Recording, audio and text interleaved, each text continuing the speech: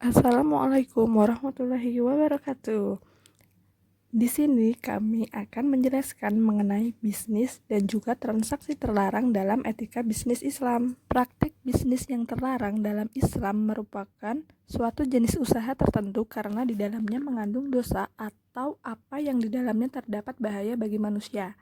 Dan di sini ada 3 jenis. Yang pertama, tidak melakukan monopoli. Yang kedua, tidak menipu atau al-ghaban dan tadlis. Dan yang ketiga adalah persaingan bebas atau fair.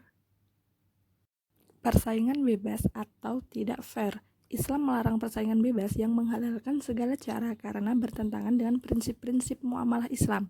Nah, Islam memerintahkan umatnya untuk berlomba dalam kebaikan, yang berarti bahwa persaingan tidak lagi berarti sebagai usaha mematikan persaingan lainnya, tetapi dilakukan untuk memberikan sesuatu yang terbaik bagi usahanya. Rasulullah memberikan contoh bagaimana bersaing dengan baik dengan memberikan pelayanan sebaik-baiknya dan jujur dengan kondisi barang dengan serta melarang kolusi dan dalam persaingan bisnis. Dan hal ini dijelaskan dalam surat Al-Baqarah ayat 188. Dan yang kedua adalah tidak menipu atau al-ghaban dan tadlis. Gaban adalah harga yang ditetapkan jauh dari rata-rata yang ada, baik lebih rendah atau lebih tinggi. Sedangkan tadlis adalah penipuan dengan menutupi kecacatan sebuah barang yang akan dijual saat transaksi terjadi. Penipuan yang dilakukan seorang penjual dapat merugikan dirinya sendiri dan juga orang lain. Jika penipuan dilakukan oleh seorang wirausaha muslim, maka dia belum paham tentang bagaimana cara berbisnis yang baik dan sesuai dengan syariat Islam. Karena dalam hal bisnis, kejujuran seorang wirausahawan muslim sangatlah diutamakan. Selanjutnya adalah tidak melakukan monopoli. Dalam bisnis syariah, dengan adanya kebebasan yang proporsional, bisnis syariah melarang adanya praktik-praktik monopoli, riba, dan kecurangan.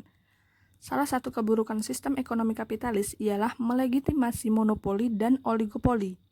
Monopoli sendiri tidak diperbolehkan dalam ajaran Islam.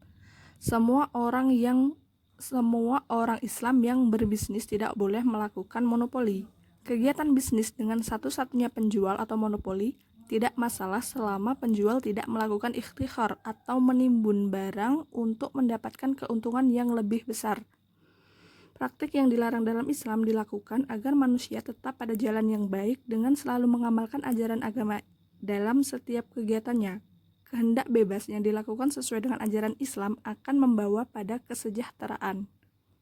Selanjutnya adalah faktor-faktor penyebab terlarangnya sebuah transaksi. Ini dibagi menjadi 3, yaitu yang pertama, haram zatnya, yang kedua, haram selain zatnya, dan yang ketiga, tidak sah atau tidak lengkap akadnya. Haram selain zatnya sendiri dibagi menjadi beberapa bagian, yaitu tadlis atau penipuan, gharar, rekayasa pasar dalam supply atau ikhtikhar, al-ba'i al-najasi, riba, maisir atau perjudian, dan juga riswah. Yang pertama adalah haram zatnya. Faktor terlarang sebuah transaksi ini dikarenakan barang dan jasa yang ditransaksikan juga terlarang, seperti minuman keras, bangkai, daging babi, dan sebagainya.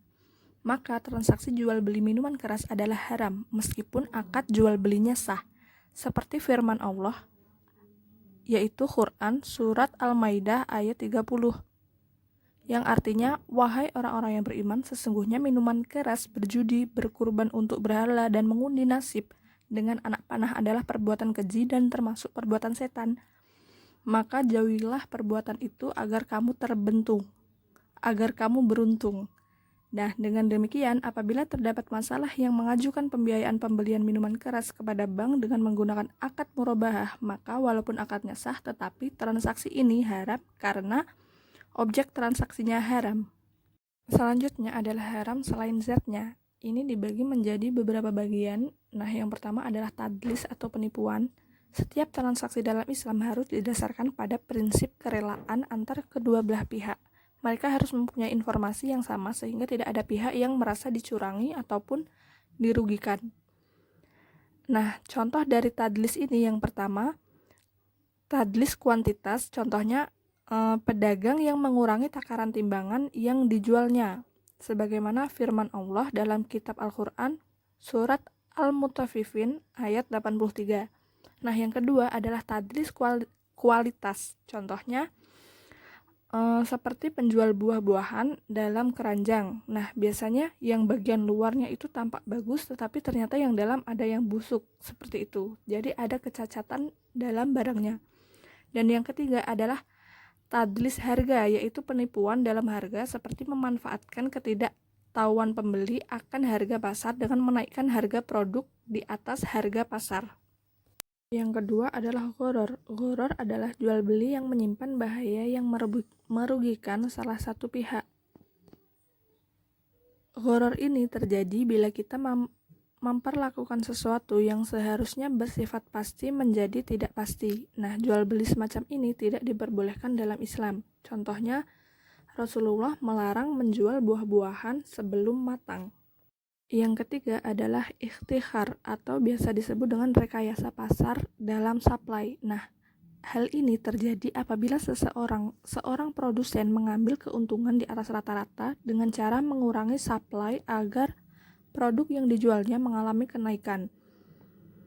Nah, ikhtikhar ini biasanya dilakukan dengan cara menghambat produsen masuk ke pasar agar ia menjadi pemain tunggal atau monopoli. Maka dari itu, ikhtisar disamakan dengan monopoli atau penimbunan, tetapi tidak selalu seorang monopolis melakukan ikhtisar seperti Bulog.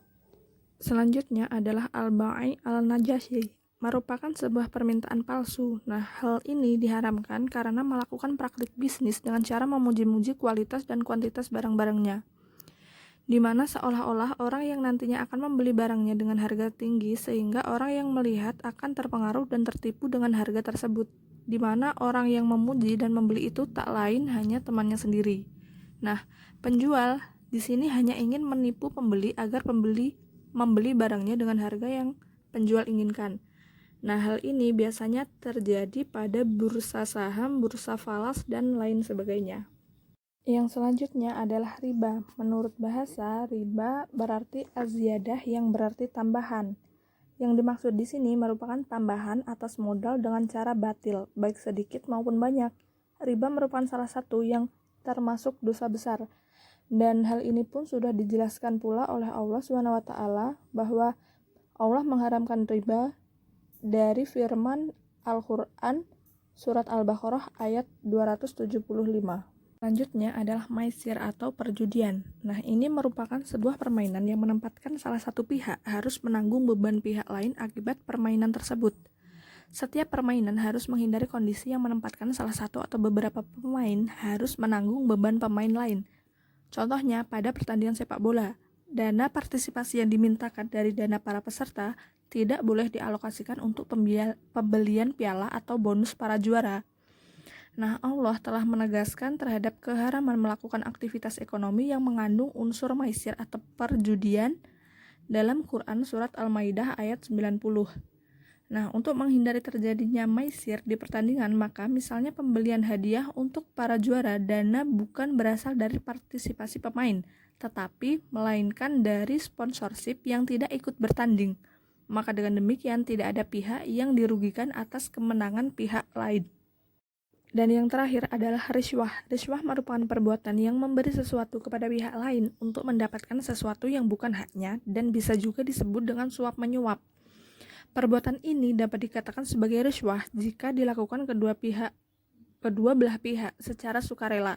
Nah, apabila hanya satu pihak yang meminta dan pihak yang lain tidak rela, maka tidak bisa dikategorikan sebagai riswah, melainkan sebagai tindakan pemerasan.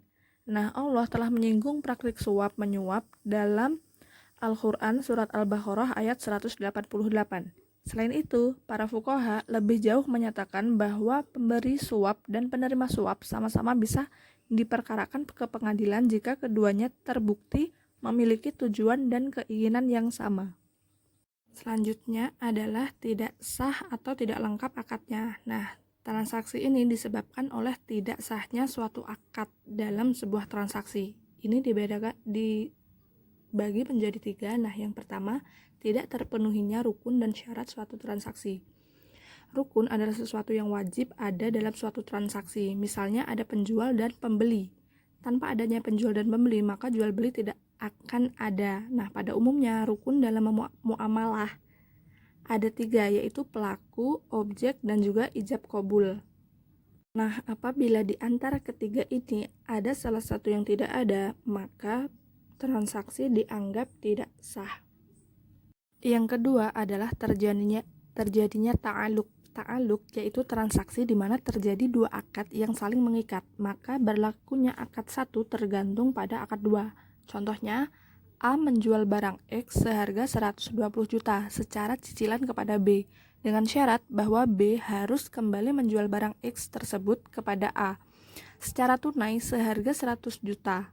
Nah, transaksi tersebut haram karena ada persyaratan bahwa A bersedia menjual barang X ke B asalkan B kembali menjual barang tersebut kepada A. Nah, dalam kasus ini disyaratkan bahwa akad 1 berlaku efektif bila akad 2 dilakukan. Penerapan syarat ini mencegah terpenuhinya rukun.